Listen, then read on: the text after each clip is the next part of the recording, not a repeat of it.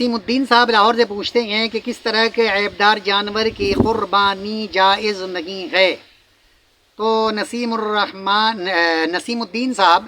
عام طریقے سے جس طرح کی جانور کی قربانی جائز نہیں ہے، آج کل تو بچہ اچھی طرح جان رہا ہوتا ہے، میڈیا میں بھی عام طریقے سے بتائے جاتے ہیں، تو جانور دیکھنے کے بعد آپ کو کچھ اندازہ ہو جائے گا کیا اس جانور کی قربانی کرنی چاہیے یا نہیں کرنی چاہیے۔ اس کا عیب بذات خود ہمیں اس بات کو بتا رہا ہوتا ہے کہ ہمارے اندر جو عیب ہے، اس طرح کے عیبدار جانور کی قربانی جائز نہیں ہے۔ یہ حدیث پاک میں چند ایک باتوں کا جو ذکر کیا گیا ہے، خاص باتوں کا، اس کا میں آپ کے سامنے ذکر کروں۔ نسائی حدیث نمبر 4374 اور ابو داؤد حدیث نمبر 2802 میں ہے، جبکہ سنن ترمذی حدیث نمبر 1497 میں ہے کہ آپ صلی اللہ علیہ وآلہ وسلم نے فرمایا، ایسے لنگڑے جانور کی قربانی نہ کی جائے جس کا لنگڑا پن واضح ہو۔ اب لنگڑا تو ہے جانور، لیکن اتنا معمولی ہے کہ اس کا لنگڑا پن ظاہر نہیں ہو رہا ہے، تو اس جانور کی قربانی کر سکتے ہیں، لیکن اس کا لنگڑا پن بالکل واضح ہو رہا ہے، ہر دیکھنے والا سمجھ رہا ہے کہ یہ جانور تو لنگڑا ہے،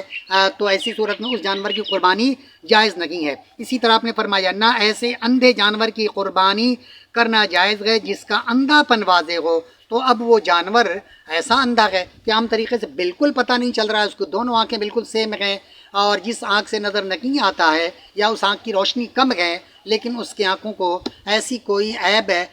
عیب نہیں ہے کہ جس سے بالکل واضح ہو رہا ہو کہ یہ جانور اندھا ہے، تو اس کی قربانی تو ہو سکتی ہے، لیکن اس کا اندھا پن بالکل واضح ہو رہا ہو، جانور چلنے میں کہیں جا کر ٹھوکر کھا جا رہا ہے، تو اسے پتہ چل رہا ہے کہ اس کو نظر نہیں آ رہا ہے، جس کی وجہ سے یہ ٹھوکر کھا رہا ہے، اس کے حرکات و سکنات سے یا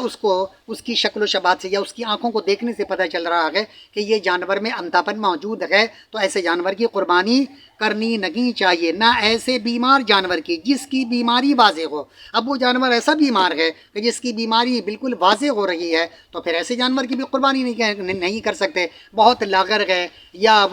اس کی بیماری ایسی ہے کہ جس سے پتہ چل رہا ہے کہ یہ جانور بیمار ہے، ہر عام آدمی دیکھنے والا بھی اس کو بتا سکتا ہے کہ یہ جانور بیمار ہے، تو پھر اس جانور کی قربانی نہیں کریں گے۔ لیکن بیماری ایسی ہے کہ پتہ نہیں چل رہا، بالکل جانور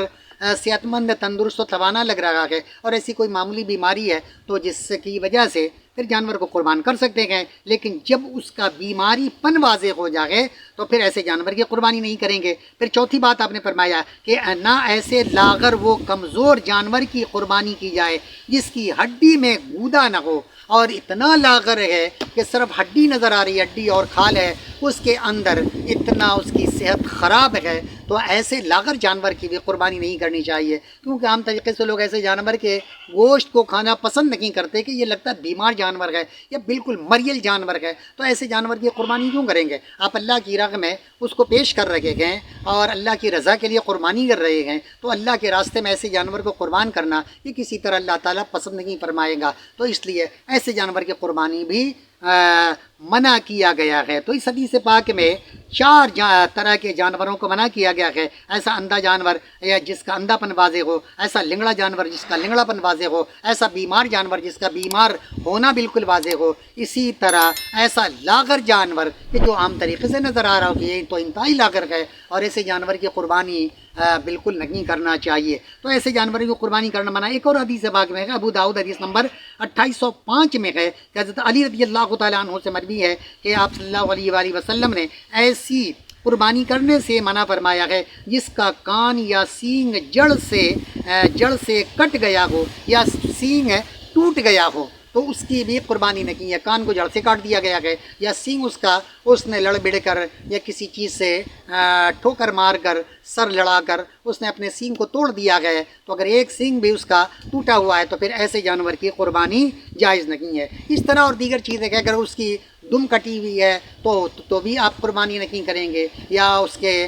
وجود میں ایسی کوئی بیماری لاحق ہو گئی ہے کہ جس کو دیکھنے کے بعد پتہ چل رہا ہے کہ اس کے اندر کوئی بیماری ہے، اس کے جگہ جگہ سے اگر گوشت اور کھال ابھرے ہوئے ہیں اور دیکھنے کے بعد پتہ چل رہا ہے کہ اس کو کوئی اندرونی بیماری موجود ہے، اگرچہ اس کا حدیث پاک میں ذکر نہیں ہے لیکن اس کا بیماری پن تو واضح ہو رہا ہے، یہ حدیث پاک میں موجود ہے کہ ایسا بیمار جانور جس کا بیماری پن ظاہر ہو رہا ہو تو پھر اس جانور کی بھی آپ قربانی نہیں کریں گے۔ کبھی کبھی وبائی بیماری پھیل جاتی ہے، جانوروں میں مختلف بیماریاں پھیل جاتی ہیں، ابھی 2 سال یا 3 سال قبل بھی जानवर में ऐसी बीमारी फैल गई थी तो लोग ऐसे जानवर की कुर्बानी नहीं कर रहे थे, पूरे वजूद में उसके गिल्टी नुमा बन गए थे, तो ऐसे जानवरों की भी कुर्बानी नहीं करेंगे। तो जानवर खुद बता देगा कि हमारी कुर्बानी जायज़ है या नहीं है, उसको आप देखेंगे तो पता चल जाएगा। अब रही बात उम्र के एतबार से, तो आप ऐसे जानवर की कुर्बानी जो उम्र के एतबार से कम हो तो उसकी कुर्बानी भी मना है। अब बकरा बकरी है, दुम्बा है, मेंढा है, 1 साल से कम है तो फिर उसमें मना किया गया है। लेकिन दुम्बा और मेंढा के लिए है कि अगर वो इतना तंदुरुस्त व तवाना है और 6, 7, 8 महीने का है और देखने में 1 साल का लग रहा है तो उसकी कुर्बानी कर सकते हैं। लेकिन बकरा और बकरी अगर 1 साल से कम है तो उसकी कुर्बानी जायज़ नहीं है। इसी तरह गाय है, अगर 2 साल से कम है तो उसकी कुर्बानी जायज़ नहीं है। गाय हो, भैंस हो या बैल हो, इसकी कुर्बानी 2 साल से अगर कम है उसकी उम्र तो उसकी कुर्बानी जायज़ नहीं है। और ऊँट की कुर्बानी 5 साल से कम हो तो फिर उसकी कुर्बानी जायज़ नहीं है। तो ये तमाम चीज़ें काबिल गौर हैं, हमें इन चीज़ों को देख लेना चाहिए। हमारे यहाँ चूँकि आम तरीके से लोग दुम अगर उसकी कटी हुई है तो दुम को भी एल्फी लगा कर किसी ऐसी चीज़ों से जो है ज्वाइंट कर देते हैं, पता नहीं चलता। तो जाएँ तो कम से कम दुम को ही ज़रा पकड़ के हिला के देख लें, ऐसा ना हो कि किसी और का दुम लगाया हुआ हो या उसी जानवर का दुम कट गया हो उसको लगाकर उसने ज्वाइंट किया हुआ हो, या इस तरह सींग